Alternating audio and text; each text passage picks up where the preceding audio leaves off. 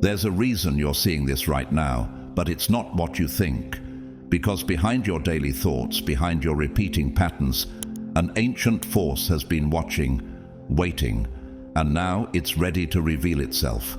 Reality may feel like it's on repeat, like no matter how hard you try, how deeply you pray, how much knowledge you gather, or how positive you remain, something still pulls you back. That's not failure, that's frequency. And most never realize they're stuck, not because they're weak, but because their vibration is misaligned with what they seek. But here's the truth. The universe doesn't respond to effort. It responds to energy. From the ancient wisdom of Thoth to the divine codes of God's chosen, there exists a vibrational field silently shaping your life. And if this video has reached you now, it's because that field is finally opening to you. Before we go any further, if your spirit feels even a spark of recognition, type 777 in the comments. It's not just a number, it's a signal to the unseen that you're ready. And to all of you who've supported this journey through your super thanks, thank you from the depths of my heart. Your energy, your love, and your presence are what allow this truth to reach others. Now, take a breath, because what you're about to discover isn't just information, it's initiation. These are not feel-good affirmations or surface-level tips. They are 3 forgotten vibrational forces, hidden in plain sight, capable of raising your frequency and rewriting the signal you send into the universe. Ready? Let's begin. God's chosen ones, Thoth's wisdom has found you. 3 hidden forces that will raise your frequency.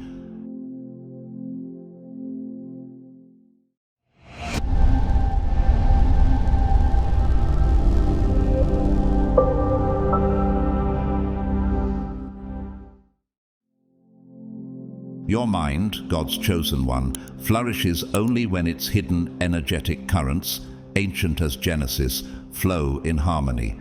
Like a cathedral built on sacred geometry, your inner being must vibrate in architectural alignment with divine design. There are 3 primordial forces moving through you, older than time, yet most walk past them unaware, misusing them, distorting them. And that's why so many strive, labor, and pray, yet receive little. Because an illusion, crafted like a sophisticated mirage, has been seeded into the collective soul. The idea that thinking positively, repeating lovely mantras, or visualizing wealth will automatically bend the universe to your will. But what happens when your affirmations echo inside an anxious chest? Can a prayer move mountains when it rides on the waves of fear? The universe doesn't interpret words. It decodes frequency. It doesn't respond to sentences. It responds to resonance. This is not superstition. This is how God wired creation. Like tuning forks or sympathetic vibration in physics, only frequencies in harmony will amplify each other. The rest cancel out. What frequency does your body truly carry when no one is watching? That question, not your declaration, is what heaven answers. Many imagine that manifestation is simply picturing the car, the house, the perfect partner, or a full bank account. But this isn't spiritual maturity. It's consumerism dressed in spiritual language. Is your desire born from sacred inspiration or from a place of fear and emptiness? You say you want abundance, but your energy hums with scarcity. You say you seek love, but your nervous system trembles with abandonment. And so the field gives you exactly what you're actually emitting. As Proverbs 23:7 says, "As a man thinketh in his heart, so is he, not in his lips, not in his Instagram captions, but in the hidden humming frequency of his emotional and spiritual core." The heart speaks louder than the tongue, and the field, the energetic web God wove through all creation, cannot be deceived. Jesus spoke plainly of this. And when you pray, do not use vain repetitions like the heathen, for they think they will be heard for their many words. Matthew 6:7. Words without presence are noise. Prayer without embodied vibration is like incense with no flame. What does the field feel when you speak? Are your prayers a melody of peace or a static of panic? Yara, a midwife in a coastal village, once repeated blessings daily, made offerings, attended every spiritual circle, but nothing shifted, until the day she woke and whispered a quiet thank you with her whole being, not out of effort, but out of embodiment. Her body softened, her frequency changed. That week, an opportunity she never pursued came to her door. She didn't attract it through technique, but through transformation. By contrast, Marcus, a globally known motivational speaker, declared abundance daily. His books were bestsellers, but in private his vibration was tight, controlling, insecure. He manipulated his team, vibrated urgency, and worshipped image. Eventually his empire crumbled beneath lawsuits, betrayals, and anxiety-induced collapse. Because if the field can't be fooled, what is it detecting in you right now? You can study theology, memorize sacred texts, even speak eloquently about vibration, and still live in misalignment. The ego will wear spiritual robes and call itself awakened, but James 1:6 cuts through the veil. But let him ask in faith, nothing wavering, for he that wavereth is like a wave of the sea, driven with the wind and tossed. The sea has no anchor unless faith is embodied, unless your energetic state matches your spoken request. Elira spent years building her vision board. She filled notebooks with affirmations, yet beneath her smiling exterior was a child still carrying shame. When she finally stopped speaking and started listening to her breath, her grief, her stillness, the frequency shifted. Then, effortlessly, the world responded differently. Not because she said something new, but because she became someone new. So, what is it you're really vibrating? You say you want freedom, but does your body feel safe enough to hold it? Can your nervous system hold the frequency of the freedom you keep asking for? That's where everything changes. Not in the repetition of desire, but in the regulation of being. Even Jesus didn't beg the storm, he carried peace. He didn't just perform miracles, he embodied alignment. When he walked, even shadows shifted. When he touched, vibration reordered cells. That is divine coherence. And nature mirrors this truth. The eagle doesn't chase thermals, it spreads its wings and rides them.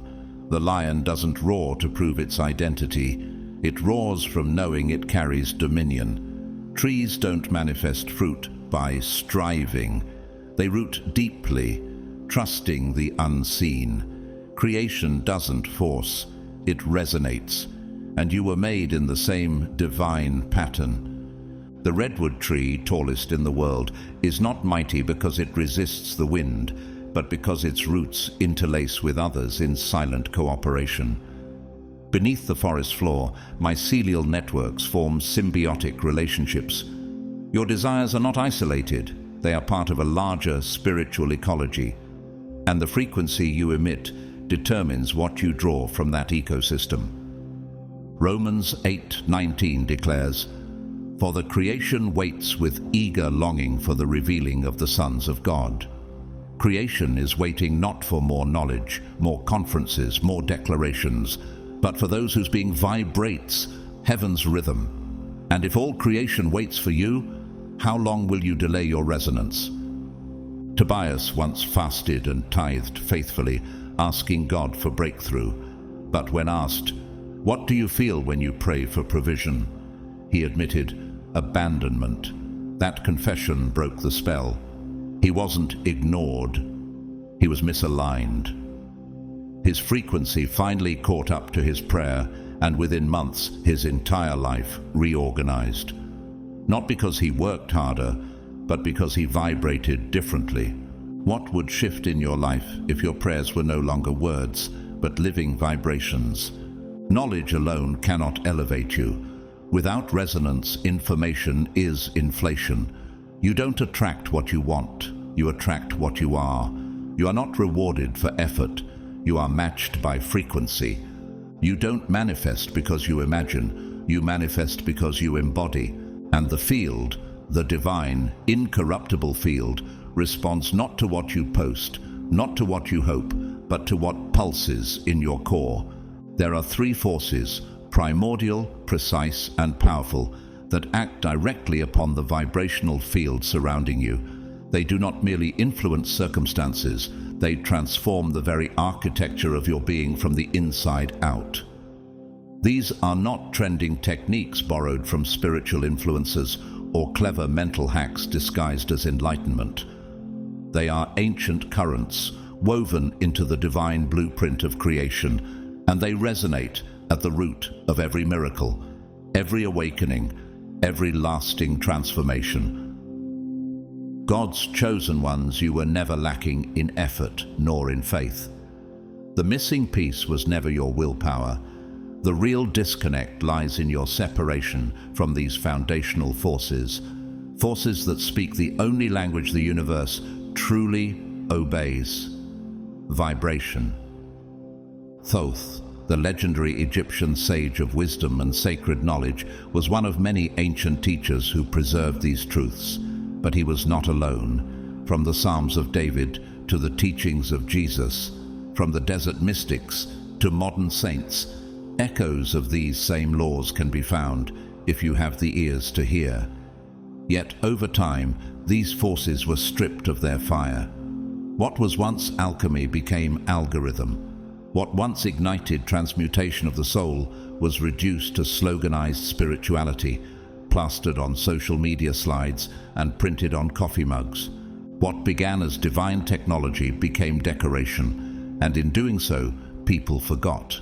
But the field never did.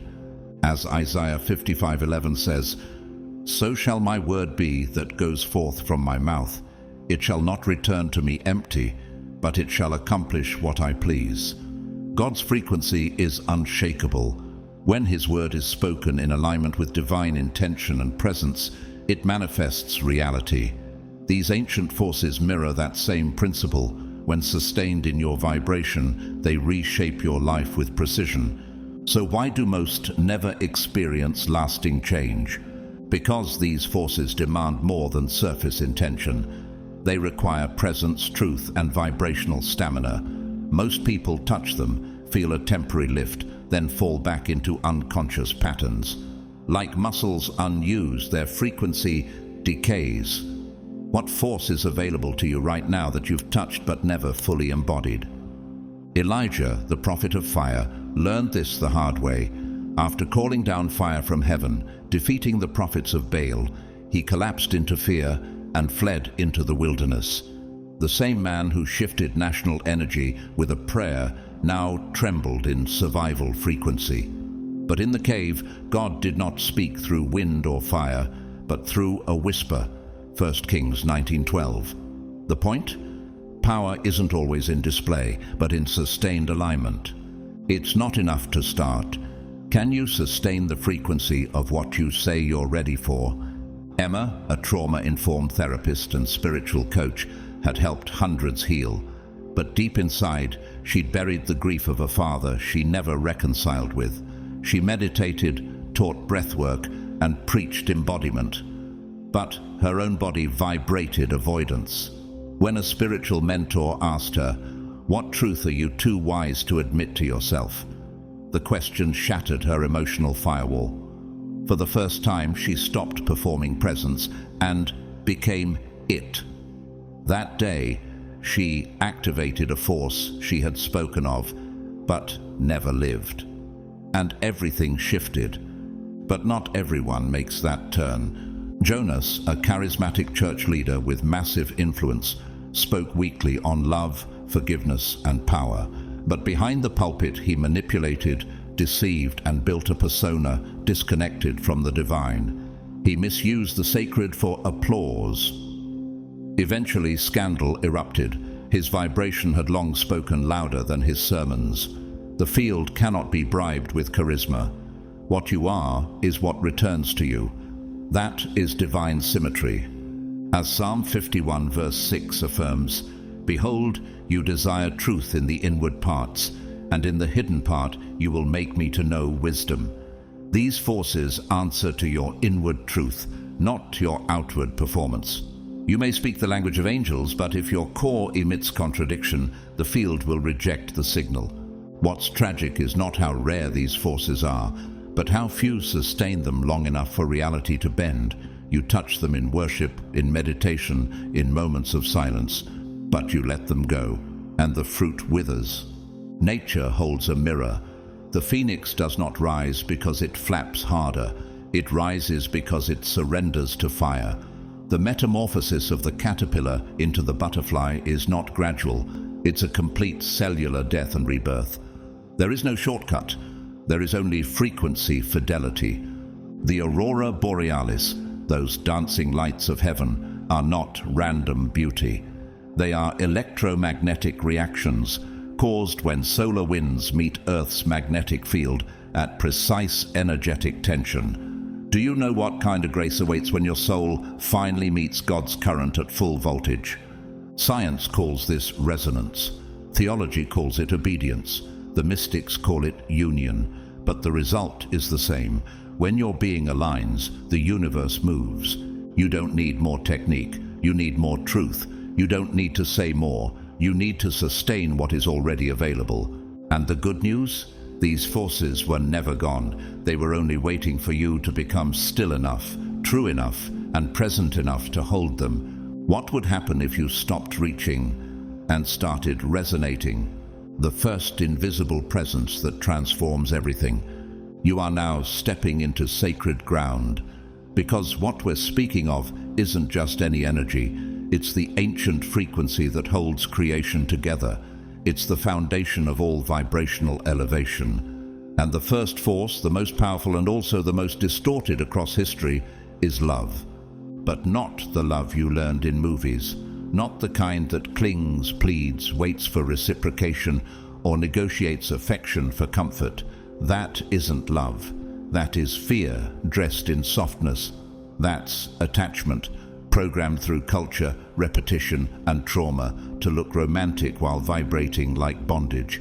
True love, the one that raises your frequency and reorders reality, isn't transactional. It doesn't cling. It doesn't demand. It is. It vibrates from the heart of presence. It is what ancient mystics called agape, what Thoth described as the sustaining matrix of creation, a silent, invisible web binding galaxies and atoms alike. This love isn't emotional, it's structural. It's the divine pattern from which all harmony is built. As 1 John 4:16 declares, God is love, and whoever abides in love abides in God, and God abides in him. This isn't poetry, it's physics of the spirit. When you enter this state, you are not performing love. You are becoming the frequency of the divine. And from that frequency, you don't attract, you magnetize, because that's what pure resonance does. Have you noticed how some people walk into a room and the atmosphere shifts? The air feels lighter. People become more open. That's not charisma. That's not personality. That's field coherence. A vibrational alignment so whole that it reorganizes the chaos around it simply by existing. That's love in its divine form. And yet, most never access it, because they were never taught to. From childhood, you were told to earn love, to perform for approval, to behave for affection. Love became a currency, a silent contract. I'll give you loyalty if you give me security. I'll give myself to you if you never hurt me. But the moment love is used to bargain, it stops being a liberating force and becomes a vibrational contract made in fear. And every contract built on fear is destined to expire in pain. What kind of love have you been giving? Pure resonance or masked desperation? Sophia was a gifted healer. She knew every energy technique, read hearts like open books, and served everyone. But deep down she feared abandonment. Her love overflowed only when she felt safe. When challenged, she shut down. Her energy field looked generous, but vibrated conditionality. Not because she was insincere, but because her definition of love was entangled with self-protection. When a spiritual director asked her, "Can you still love when your need isn't met?" she crumbled. That question became her initiation into unconditional alignment. But not everyone chooses that doorway.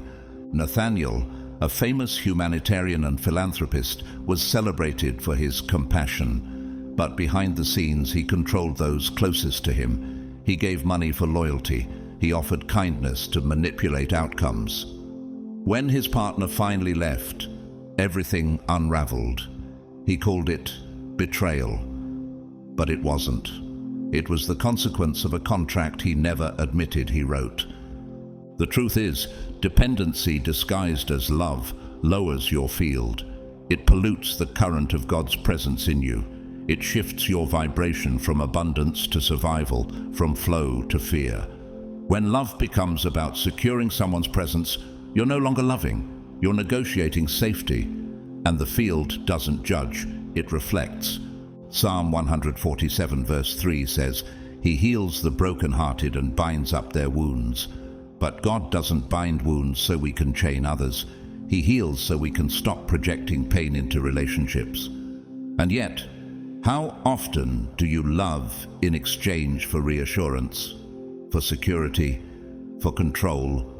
In nature, nothing negotiates its flow.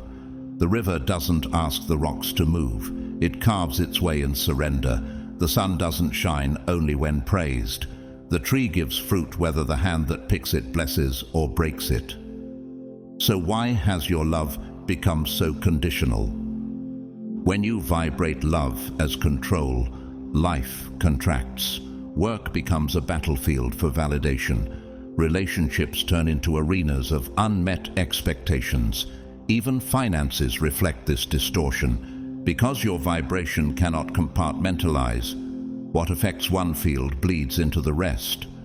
A mind rooted in emotional scarcity inevitably seeds material scarcity. Have you noticed how exhaustion sets in even when you're doing good things? You serve, give, try harder, and yet everything feels stuck. That's not laziness, that's not failure. It's a vibrational contradiction. A field muddied by subconscious survival strategies masquerading as generosity. This is where the collapse begins, not from loving too much, but from loving with expectation, from loving while fearing abandonment, from giving as a tool to earn presence.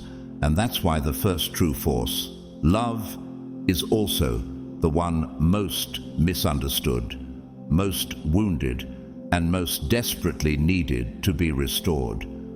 When your love is pure, time changes, reality reorganizes. You let go of what once clung to your ankles like ghosts of the past. You stop performing love, you become love, and from that state you release everything that was never meant to stay. As Romans 12:9 exhorts, "Let love be without hypocrisy, abhor what is evil, cling to what is good." But what does hypocrisy in love look like when it's not spoken but felt?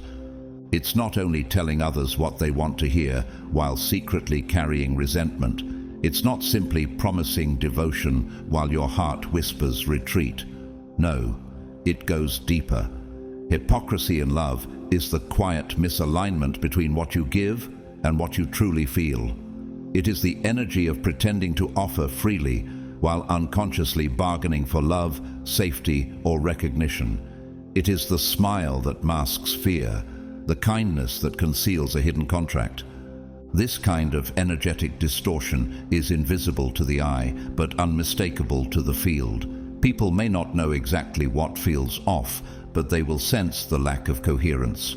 And the field, unbiased, mathematical, exact, will reflect that dissonance back into your life until truth is restored. Have you been clinging to others while disconnected from yourself? Have you mistaken attachment for love, transaction for intimacy, and self-erasure for loyalty? Unconditional love asks for no perfection. It calls for presence. Not the kind of presence that looks peaceful, but is inwardly tense, the kind that breathes, anchors, listens, and aligns. Presence that doesn't hide, doesn't calculate, doesn't control, Love like this doesn't live in nostalgia, nor in future fantasy. It lives fully, radically, in the now. And the now is sacred ground. It's where vibration becomes real, where the breath syncs with the heartbeat, where the nervous system feels safe enough to let go. And in that place of internal coherence, the field responds instantly. Healing flows. Patterns shift. Life no longer resists you because you are no longer resisting yourself. When you work with love, what was once heavy begins to lift. Tasks that drained you become infused with ease. When you speak with love, even hard truths land as invitations, not accusations. When you act with love, your entire body becomes a transmitter of divine peace. Others feel it, not as charm, but as transformation. This is not sentimental thinking, it's resonance, the sacred science of inner harmony. In quantum biology, cells communicate through biophotonic emissions, subtle pulses of light exchanged in coherence. When you feel real love, not perform it, your body literally shines more. You glow, you vibrate, and the world around you picks up that signal. Love, in its purest form, becomes a gravitational field. It doesn't push, it pulls. It doesn't bind, it releases. It doesn't seduce, it sanctifies. This is why effort without presence exhausts you, why relationships based on performance eventually fracture. When love is used as a strategy, it contracts your spirit. But when love becomes your native frequency, life bends toward you without force. Because when you build from love, your foundation holds. When you touch from love, defense systems melt. When you lead with love, roads rise to meet your feet, even when you cannot see them yet. And none of this can be mimicked, because the field doesn't respond to roles, appearances, or rehearsed language. It responds only to resonance, and resonance cannot be faked. It must be lived. The second force cuts the invisible cords of the past. It is silent, yet volcanic, gentle, yet seismic. It does not come with thunder, but when it moves through you, it can shake the architecture of your entire identity. And this force has a name: forgiveness. But not the kind wrapped in apology and social expectation. Not the kind that checks a moral box or satisfies etiquette. This is not the forgiveness that says, "It's okay, let's just move on," while your heart stays clenched. Not the kind that is socially expected but vibrationally empty. What we speak of here is something deeper, something cellular, sacred, and atomic, something ancient, forged in spiritual fire. This is vibrational forgiveness, a cleansing not of the mind alone, but of your energetic field, a cutting away of unseen cords, a reset of inner circuitry. It is the second invisible presence, and when you activate it, your frequency shifts so powerfully that even trauma held for decades begins to collapse in seconds. Not because the story is erased, but because the charge is finally transmuted. This kind of forgiveness is not about them. It's not dependent on apology, justice, or reconciliation. It is about you, about your field, about what your nervous system is still carrying without your conscious permission. It's about emotional residue, shame frozen in your voice, bitterness stored in your breath, regret embedded in your spine. Every unspoken grudge becomes an anchor, every resentment a thread still tying you to an event that ended long ago, but continues to whisper through your every choice. And the field doesn't care if the event happened 10 days ago or 10 years ago, because energy does not obey time. The electromagnetic field of your body doesn't analyze chronology. It only asks, is this vibration still active? If the memory still makes your stomach tighten, if the name still sends heat into your throat, if the image still floods your chest with cold, you're still carrying it. And if you're still carrying it, it's still broadcasting. And if it's broadcasting, it's creating. That's why so many people stay trapped in invisible loops. They do all the right things, practice gratitude, speak affirmations, attend spiritual retreats, but their outer life refuses to shift. Because the frequency behind their rituals is polluted, the pain remains unprocessed, the field remembers what the mouth denies, until forgiveness enters, until the story is unplugged from your energetic core. As Proverbs 17:9 says, "Whoever covers an offense seeks love, but he who repeats a matter separates close friends." True forgiveness is not an invitation to denial. It is an invitation to completion, to stop carrying a memory that drains your life force, to stop repeating a pain you did not deserve, but have now made familiar. What pain are you still rehearsing in your thoughts as if it just happened yesterday? What version of you has been locked in that moment, frozen in time, waiting for a justice that may never come? Many carry not just their own pain, but the weight of what came before them. Guilt that was inherited, not earned. Shame passed down like genetic code. You live with your grandmother's silence, your mother's longing, your father's grief. You live out reactions that began in a story not your own. The body remembers, and the field responds. Not to names or identities, but to vibrations. The energy doesn't ask, "Whose pain is this?" It simply echoes whatever lives inside you. And so the cycle continues. Sarah, a nurse and mother of two, had long told herself she'd forgiven her father for abandoning her. She said all the right things. But when her partner forgot to call, her nervous system reacted as if love had died. Her stomach twisted, her breath shortened. She didn't understand why. Until one quiet morning in prayer, she heard something simple. He doesn't owe you peace, you owe it to yourself. And something broke. The thread unraveled. She finally understood.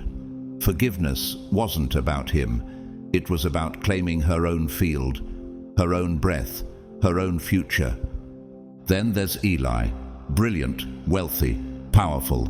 He had built a world around control. He made millions, intimidated his peers, but he had never forgiven his mother for abandoning his emotional needs. And because of that, he could never receive softness, never trust intimacy. His life was built on unprocessed rage, and it cost him everything. When his empire collapsed, it wasn't the economy. It was the vibration underneath that rotted his foundation. In Isaiah 43:18-19, God declares, "Forget the former things. Do not dwell on the past. See, I am doing a new thing." But divine renewal requires human release. The new cannot land where the old is clung to. Forgiveness is not about forgetting, it's about making room. Are you still dwelling on an identity shaped by someone else's wound? What former thing is still dictating your current frequency? Forgiveness is the act of spiritual courage that says, "I choose to live no longer chained to what cannot be undone." It does not erase, it alchemizes. It keeps the lesson and drops the weight. It transforms poison into wisdom, memory into medicine, fracture into formation. Thoth taught that time is a necessary illusion, and forgiveness is the medicine that dissolves that illusion. When you forgive, your nervous system updates. Your subconscious releases its grip. The past is no longer the present. The memory no longer governs your breath. You become clear. You become light. You become available to the now. As Jesus said in Matthew 11:28, "Come to me, all who are weary and burdened, and I will give you rest."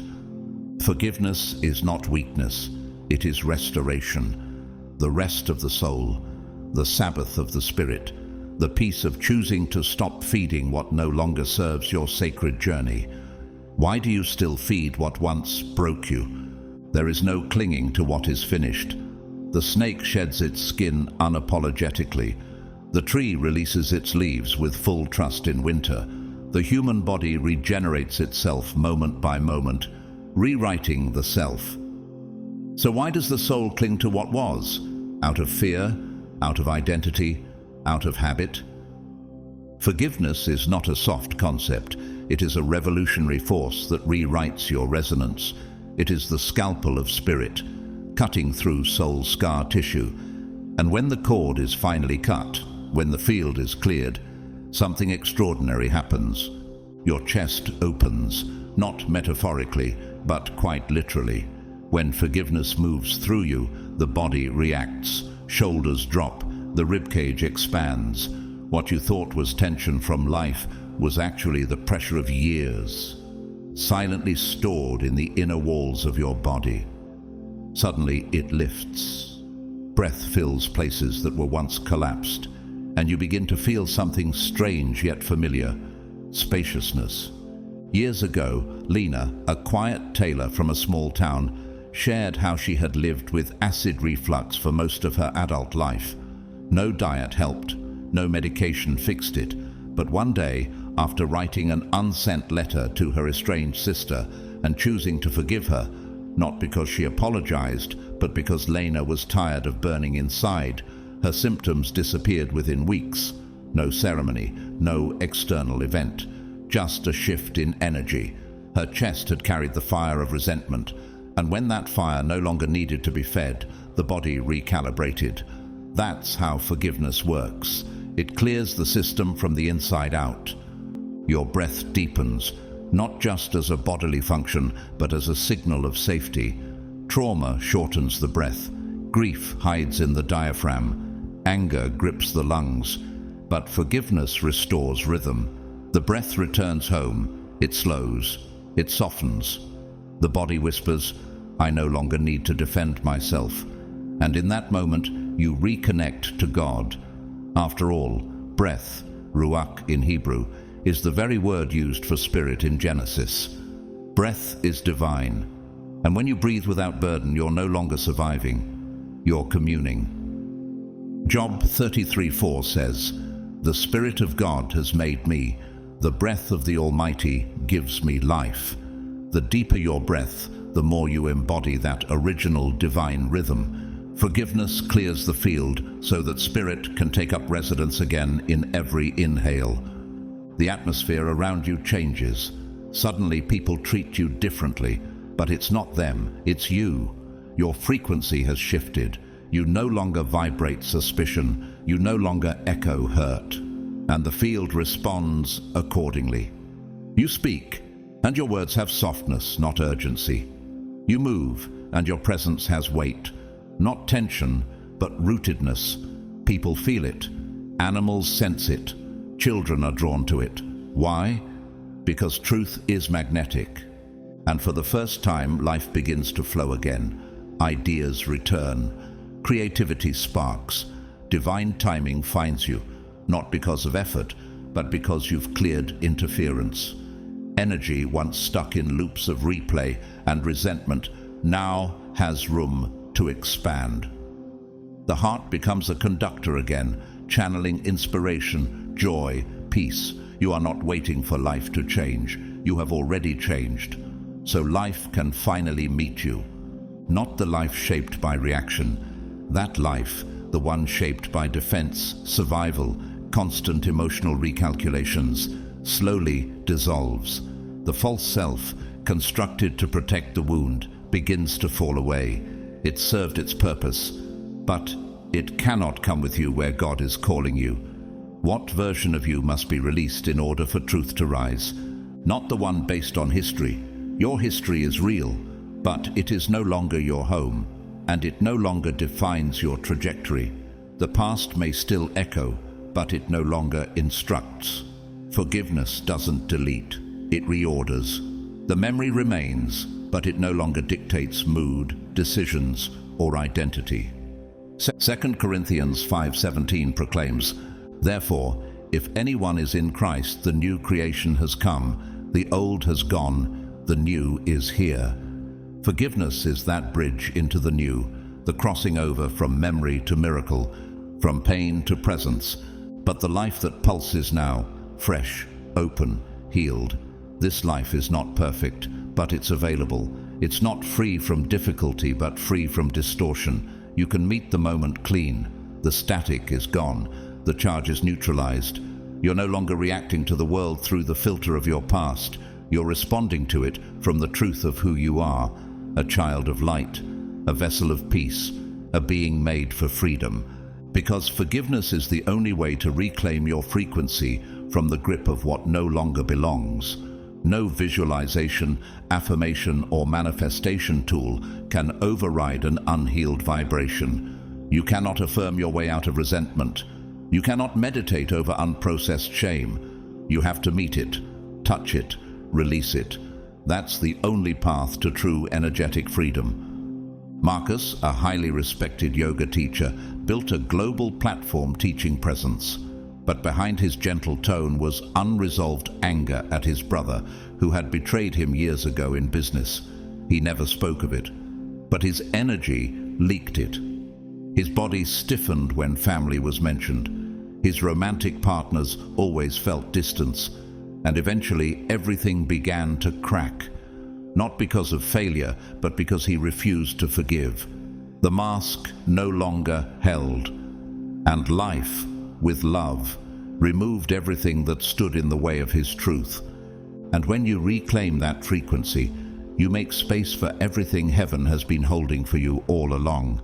Heaven doesn't rush. It waits. It never stops offering, but it waits for you to become a match for what it already prepared. Blessings are not withheld. They are protected. Protected from distortion. Protected from misalignment. Have you delayed the arrival of grace by clinging to what God already let go of? Isaiah 1:18 reminds us, "Though your sins are like scarlet, they shall be as white as snow." Forgiveness is not only something you give, it's something you receive. And when you truly receive it, you stop arguing with mercy. You let it change you. You let it lift you. You let it recode your field. The cord has been cut. The burden has been laid down. The wound has been kissed with light. And now, finally, the space is clear. The soul is ready. And heaven can finally deliver what it's been waiting to give you all along. This third force is the most ignored, the most trivialized, the most misunderstood of all. And yet, when it is truly activated, not just acknowledged in the mind, but embodied in the field, it becomes a multiplier, a frequency that amplifies everything it touches. Unlike love, which harmonizes, or forgiveness, which clears, this third force generates expansion. It doesn't just attract miracles, it creates the very climate where miracles can grow. We're speaking about gratitude, but forget everything you've been taught about it. Gratitude is not a checklist in a journal or a forced smile at the end of a hard day. It's not a mantra repeated with a lump in the throat, hoping that things might improve. That kind of surface gratitude may help the conscious mind stay afloat, but it does not penetrate the energetic field. It doesn't reach the current that shapes your reality. True gratitude isn't a sentence. It's a state of reverent receiving. It's not about saying thank you with your lips. It's about vibrating thank you with your whole being. It arises when your nervous system, heart and soul align to recognize what is alive right now. When, despite chaos or lack of clarity, you feel the miracle of simply being here. It's the awareness that even without the answers, even without the breakthrough yet in hand, there is something holy in this breath, in this moment. And that recognition doesn't just feel good, it changes your frequency. It anchors you into reality with open hands instead of clenched fists. It dissolves resistance, and resistance is the first blockade to abundance. Are you so focused on what's not working that you've become blind to what's still holding you together? Sometimes the breakthrough begins not with asking for more, but with honoring what hasn't broken. As 1 Thessalonians 5:18 teaches, give thanks in all circumstances, for this is God's will for you in Christ Jesus. The instruction is clear. Gratitude is not a reaction to results. It is the posture of a faithful soul. It doesn't wait for victory to say thank you. It activates victory through praise. Thoth taught that what is acknowledged strengthens. In physics, this is mirrored in the principle of resonance. What is observed expands. Gratitude is vibrational recognition. When you give conscious thanks, you're telling the field, this has value. And the field, as a living, intelligent matrix, replies, then here is more. It is not poetry, it is energetic law. Gratitude initiates a subtle but measurable increase in field coherence. And coherence is the precondition for breakthrough. Gratitude is the vibration of conscious receiving. It tells heaven, I see what you've already given, and that posture opens you up to more. That's why people who carry deep cellular gratitude often find themselves at the right place at the right time. Serendipity becomes a pattern. Timing flows. They don't strive, they synchronize. Gratitude does not push, it doesn't demand, it doesn't perform for reward, it simply acknowledges. And in that acknowledgement, it becomes fertile soil. Where lack once lived, recognition now flows. And where there is recognition, expansion begins. But why is this force so often neglected? Because modern culture is addicted to the pursuit of what is missing. The mind has been programmed for scarcity, to wake up scanning for problems, to spend the day trying to fix what's broken, and to fall asleep with a sense of not enoughness. This chronic orientation toward absence creates a vibrational field of lack. And where there is lack, there can be no true gratitude. Because gratitude is not compatible with fixation on what's missing. It arises only when you shift your gaze to what already is. Philippians 4:6 reminds us, do not be anxious about anything, but in everything, by prayer and petition, with thanksgiving, present your requests to God. Gratitude is not the outcome of answered prayer. It is the posture that prepares the field for the answer. David, once a recovering addict, shared that his life didn't begin to heal the moment he got sober. It began the moment he got thankful. He said, I kept saying I was sorry, but nothing changed. Then one day, I said thank you. For breath, for rock bottom, for the chance to begin again. That's when the shift came. I didn't need to earn grace. I needed to receive it. On the opposite end, Leona, a tech entrepreneur celebrated for her strategic genius, had everything she once prayed for, but she could not rest. Every goal achieved became another source of anxiety. I don't know how to feel full, she admitted. I only know how to chase. Her lack of gratitude had become the silent poison in her success. And like many who mistake achievement for alignment, she eventually burned out, not from effort, but from emptiness. Even Pope John Paul II, known for his enduring faith and ability to connect with millions across faith lines, once said, remember the past with gratitude, live the present with enthusiasm, and look forward to the future with confidence. His life, marked by war, suffering, loss, did not harden him. Instead, gratitude shaped his spirit into one that could absorb pain without losing purpose. That's why his presence carried light, even in the face of darkness. In contrast, Howard Hughes, one of the richest men of his time, died with billions in the bank, but starved of peace. He distrusted everyone, obsessed over germs, hid from light. Though surrounded by abundance, he vibrated with emptiness. Why? Because his mind had no access to reverent gratitude. His frequency was misaligned, and no wealth can outrun a broken vibration. Psalm 104 says, enter his gates with thanksgiving and his courts with praise. Give thanks to him and praise his name.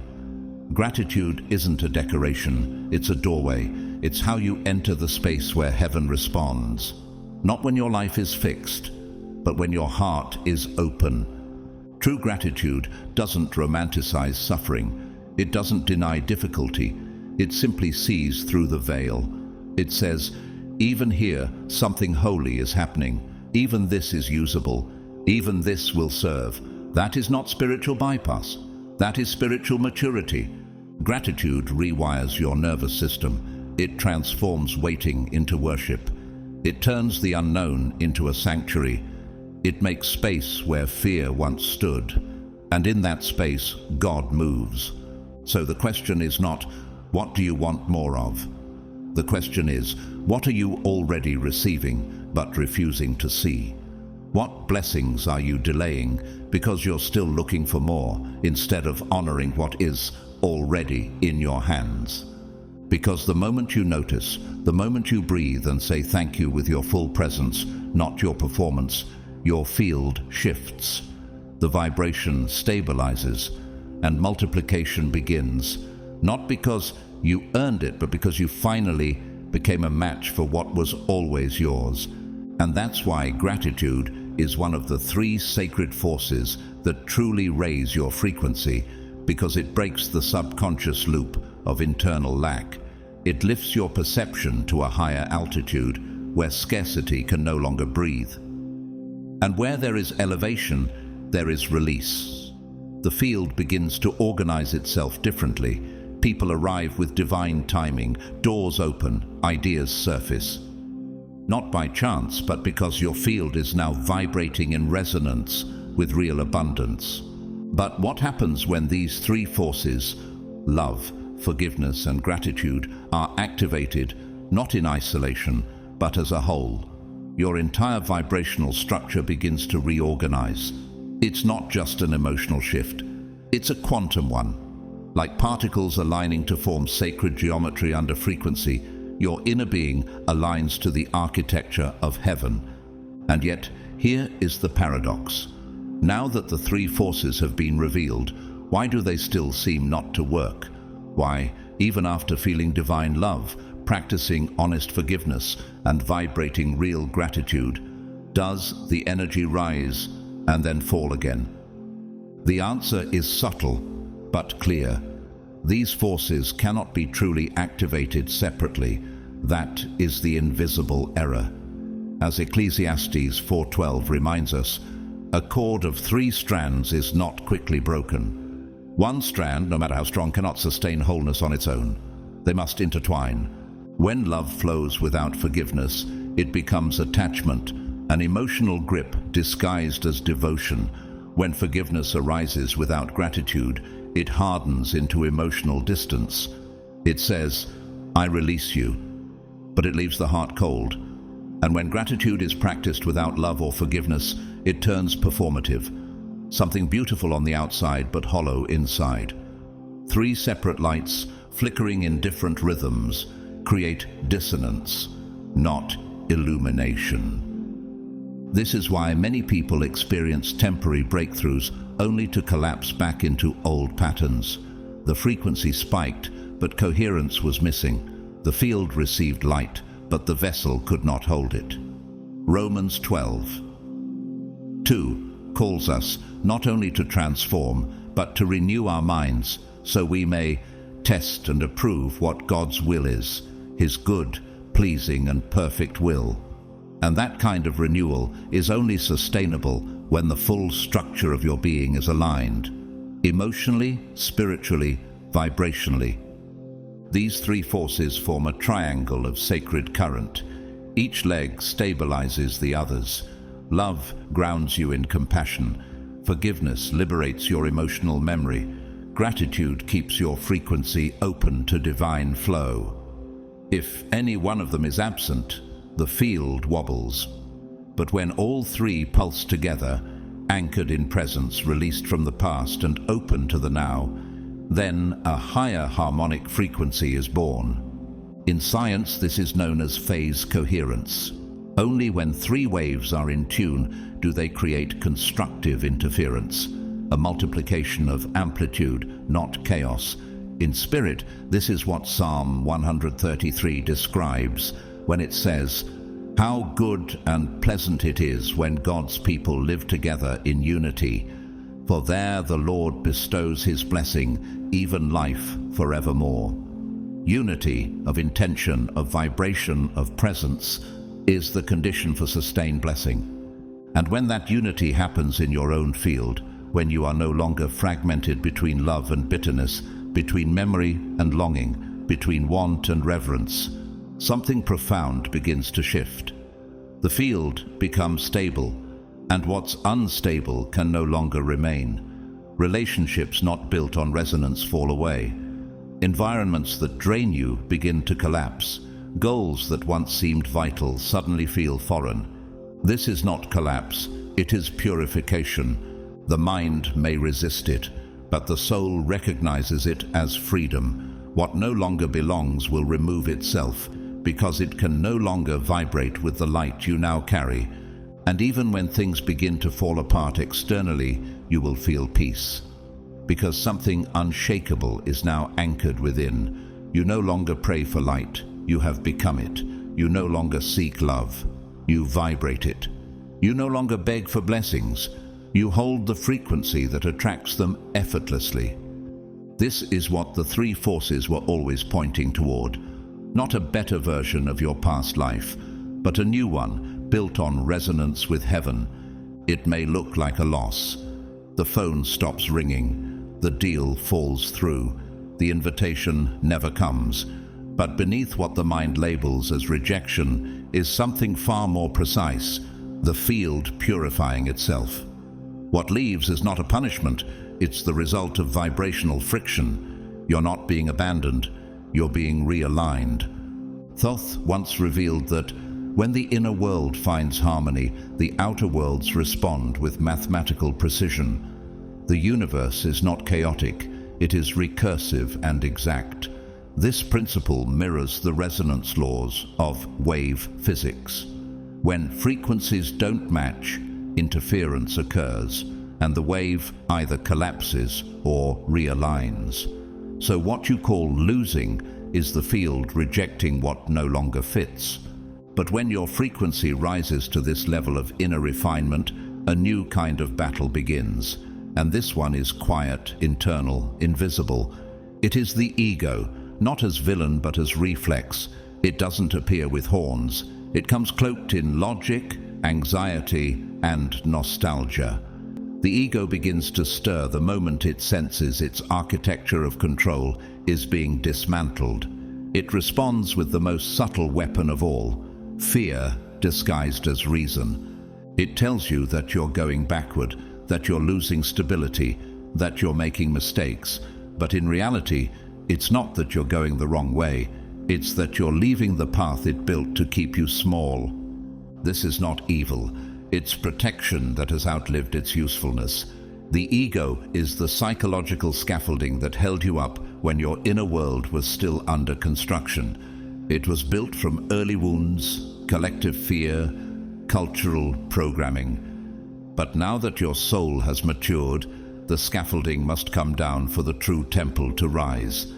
Yet that's where many freeze. Just when expansion begins, they hesitate. They call the old lover back. They reopen the door they already closed. They procrastinate the launch, sabotage the move, avoid the conversation. Not because they don't want to grow, but because the ego has convinced them that stillness is safety. But as Thoth declared, as long as the lower self remains king, the higher self stays in exile. This means you cannot serve both control and freedom. The mind cannot stay tethered to survival and expect to embody divine destiny. Something has to yield. Romans 8:6 speaks directly to this crossroads. The mind governed by the flesh is death, but the mind governed by the spirit is life and peace. The ego governs through defense, tension, and fear of loss. The soul governs through resonance, surrender, and vision. The question is, which throne are you defending? A snake must shed its skin not because the old one was wrong, but because it no longer fits its growth. If the snake resists, it suffocates. Just like when your ego resists evolution, your frequency contracts. And where contraction lives, light cannot stabilize. One woman, Sienna, a sculptor in Florence, began experiencing strange fatigue, creative block, and relational friction after what she described as the most profound spiritual opening of her life. She had just come back from a healing retreat in the mountains, overflowing with clarity, but within weeks she fell into depression. What happened? Her ego began resisting the dismantling of her old identity. She'd experienced the light but had not integrated it, and like many, she interpreted the ego's panic as failure. Psalm 46:10 offers a simple antidote. Be still and know that I am God. Stillness does not mean inaction, it means refusing to react from fear. When the ego panics, the still soul can observe without obeying. And that is where the shift begins. By contrast, take Victor, a former executive who built a multi-million-dollar empire from grit, control, and strategy. But the deeper he rose spiritually, the more unstable his personal life became. He could not release control, could not delegate, could not rest. His empire, built without spiritual integration, eventually collapsed under the weight of his inner dissonance. His ego demanded control, even when his soul cried for peace. And when the field is split, it fractures. This is what Jesus meant when he said in Luke 17:33, "Whoever seeks to save his life will lose it, but whoever loses his life will preserve it." The ego seeks to save its structure, but in clinging it blocks what wants to rise. So when the field begins to purify, when people leave, when confusion sets in, when clarity feels distant, pause. Not everything crumbling is your loss. Some of it is your liberation. What part of your identity is still asking for permission to dissolve? What version of yourself is no longer sustainable in this new vibration? What would happen if you let go of needing to be in control, even just for one breath? This is the sacred collapse, the moment where surrender becomes strategy, where faith becomes architecture, where the old you is no longer cast out in shame, but blessed and laid to rest. And this inner conflict between what your soul is calling forth and what your ego is desperately trying to preserve often shows up not in drama, but in the mundane. A sudden wave of tiredness that doesn't match your activity. A hollow sense of doubt in the middle of what should be joy. An irrational desire to give up when nothing has truly gone wrong. These aren't emotional lapses. They are vibrational contractions. The field tightening from the inside, like tectonic pressure before a shift. From a neurological standpoint, it's the limbic brain, the part of your mind conditioned to fear the unknown, sending out stress hormones because your energy no longer feels familiar. From a metaphysical perspective, it's the ego-resisting frequency collapse. From a spiritual lens, it's a necessary death before rebirth. But here's the truth you must anchor in. This moment is not failure. It is confirmation. The ego only panics when its illusion of control is dying, and it only screams when the light within you becomes too undeniable.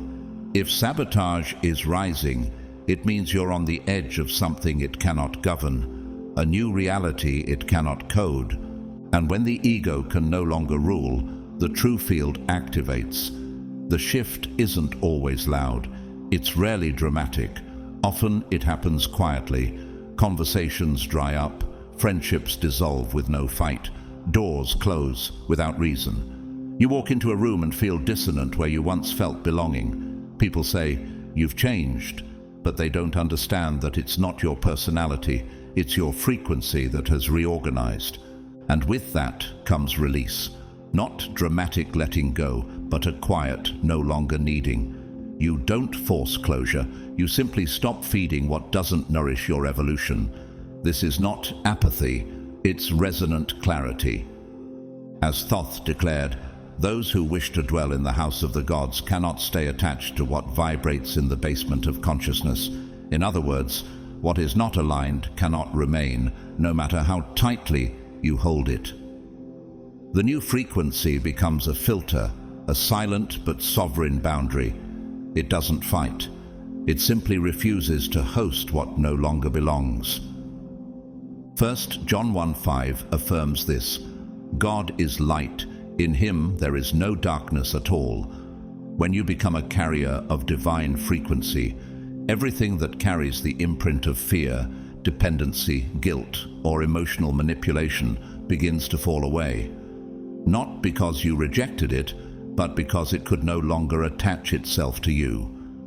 This is what energetic physics describes as coherent cancellation. Two opposing waveforms cannot exist within the same resonant field. One must collapse, and when your light becomes consistent, the lesser patterns unravel. That is not loss, that is vibrational justice. But still, it hurts, because identity gets tangled in history, and when parts of your life collapse, it can feel like you're being dismantled. But you are not being punished, you are being restructured. Are you grieving what's gone, or what it once gave you permission to feel? John 15:2 reminds us of divine pruning. Every branch that bears fruit he prunes, that it may bear more fruit. The pruning feels like pain, but it is sacred precision. We see this in nature. When a tree grows too fast without shedding old bark, it splits. When a star collapses, it births a supernova. When a snake resists molting, it suffocates in its old skin. Transformation without release becomes trauma, but transformation with surrender becomes genesis. Is your suffering really about loss, or about the fear of what comes next? Even in real life we witness this. Mira, a Brazilian architect, once shared how she left a 10-year marriage and a flourishing firm within the same month, not because she planned to, but because her meditation practice brought such a rise in clarity that her body could no longer tolerate inauthenticity. It was like I was allergic to my own comfort zone, she said. And though she had no plan, everything began to align. New clients, a conscious partner, and a project designing spiritual sanctuaries in the Andes. Her field reorganized the moment she stopped negotiating with what she'd already outgrown. What if this rupture is the only doorway into the version of you've been praying to become? Contrast this with Logan, a marketing guru obsessed with hustle. He ignored the signs: panic attacks, insomnia, constant tension. He couldn't release control. He resisted the vibrational collapse. And in the end, his field shut down. Divorce, bankruptcy, deep depression. Not as a curse, but because the universe always honors truth, and he was living in a lie his soul could no longer sustain. This is where Romans 8:28 lands like thunder. In all things God works for the good of those who love him, who have been called according to his purpose. Even the collapse, even the heartbreak, even the exit. All of it is scaffolding coming down so that the sacred structure can rise. When you sustain this new frequency long enough, not visit it, but inhabit it, the field opens. Coherence becomes your default. The new isn't created, it is revealed. And that's when the impossible begins to manifest, not by force, but by resonance. Not through striving, but through alignment. You don't hustle reality, you become its mirror. You become the frequency that calls heaven to earth. The activated field is not a theory, it is not a metaphor, it is not spiritual ornamentation, it is living vibration, a quantum response that obeys frequency with more accuracy than gravity obeys mass. It doesn't respond to longing or language, it responds to energetic coherence, the stable resonance of a life aligned from the inside out. And that's why the three forces, unconditional love, true forgiveness, and embodied gratitude, are not emotional accessories. They are the creation codes woven into the design of the universe. These forces are not acts, they are states. Not things you perform, but truths you become. When real love flows through you, not attachment, not emotional negotiation, but vibrational presence, the heart becomes a transmitter. Forgiveness, when it is vibrational and not moralistic, becomes a sword that cuts cords, entangling you to cycles that expired long ago. And gratitude, not mechanical or performative, but anchored in reverence, becomes the field amplifier, multiplying what you honor by the law of subtle physics. Together, these three forces build a trinity. Like a tripod, they cannot function without each other. Love without forgiveness becomes possession. Forgiveness without gratitude becomes numbness. Gratitude without love becomes performance. But when all three resonate together in purity, they produce coherence. And coherence is what the universe responds to. Have you been trying to master one of these forces while unconsciously resisting the others? Thoth said, "Reality is not something you control. It is something you sustain." And the Bible echoes this in Hebrews 11:3. By faith we understand that the universe was formed at God's command, so that what is seen was not made out of what was visible. The field does not obey desire, it obeys frequency. And when your frequency stabilizes, manifestation becomes not a hope, but a pattern. You've seen this in people. Malik, a once unknown composer, had nothing, no fame, no wealth, but lived in resonance. He poured his truth into music without calculation, and his frequency called forth synchronicity. Within weeks, one of his pieces became the theme of an international peace conference. Not by strategy, but by coherence, his field became undeniable. And then there are others. Cassandra, a public spiritual teacher, knew the language of light but carried the frequency of fear. She spoke of healing but clung to resentment. Her words were smooth, but her energy was fragmented. Slowly, her world collapsed. Followers left. Insomnia set in. Her sense of self disintegrated under the weight of a persona that no longer matched her soul.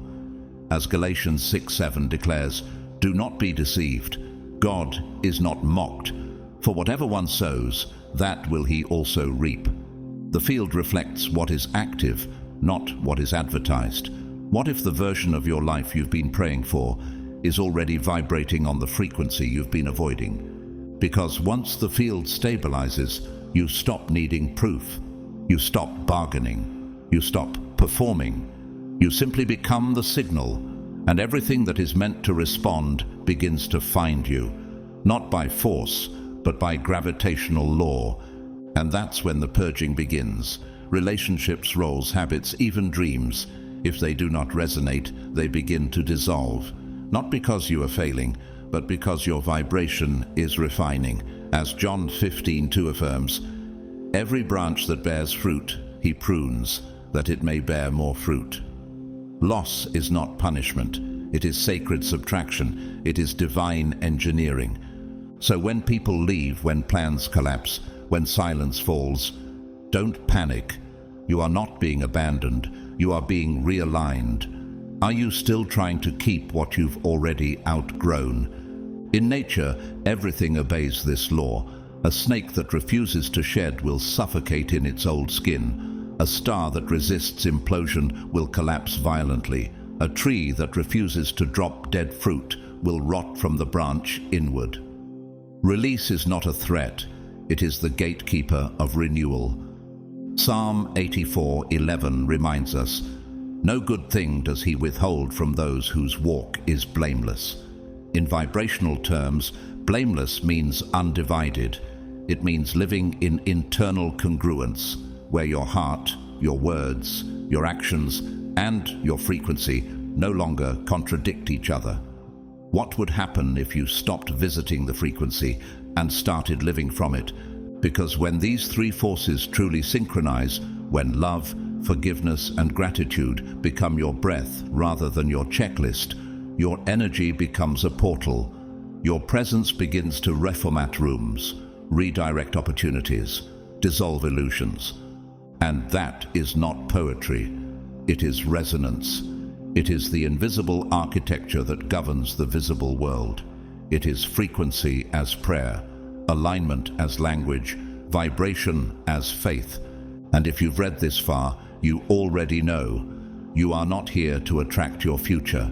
You are here to remember it and vibrate it into form. So now you know, these three hidden forces weren't just meant to elevate you. They were coded into your destiny. Love that liberates, forgiveness that frees, gratitude that transforms. When sustained, they don't just shift your mood, they shift your field. They don't just attract blessings, they rewire your very reality. And maybe now you understand why Thoth's wisdom found you, because you were always meant to remember who you are. Not just a survivor of this world, but a sculptor of it. A chosen one carrying the vibration of divine order in a world drowning in chaos. If this message resonated deeply with your spirit, then know this is only the beginning. There's so much more waiting for you. More revelations, more activations, more divine blueprints. Head over to my YouTube channel where I share more spiritual downloads and truths that help you rise in alignment and frequency. Your awakening journey doesn't have to be lonely. There's a community here rising with you. Before you go, don't forget to like, share, comment 777 to align your spirit with divine completion, and subscribe to the channel so you won't miss what heaven releases next. Every gesture of support, whether it's a super thanks or simply your presence here, means more than you know. I'm deeply grateful for each and every one of you. May divine wisdom continue to light your path. May your frequency attract only truth, only peace, only purpose. And may you always remember, you were chosen for such a time as this. Stay aligned, stay activated, and above all, stay blessed.